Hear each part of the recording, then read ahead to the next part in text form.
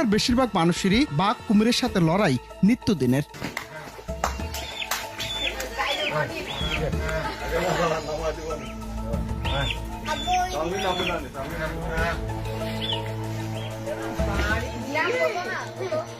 ছেড়ে দাও, সাইডে দাও।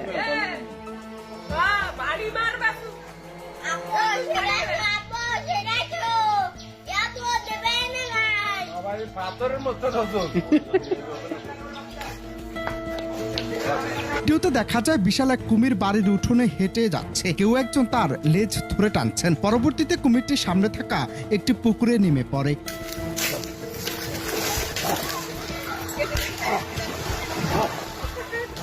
তবে কুমিরের আক্রমণে অনেক সময় মানুষের আহত কিংবা নিহত হওয়ার খবর পাওয়া যায়, যদিও সে সংখ্যা আনুপাতিক হারে উদ্বেগজনক নয়।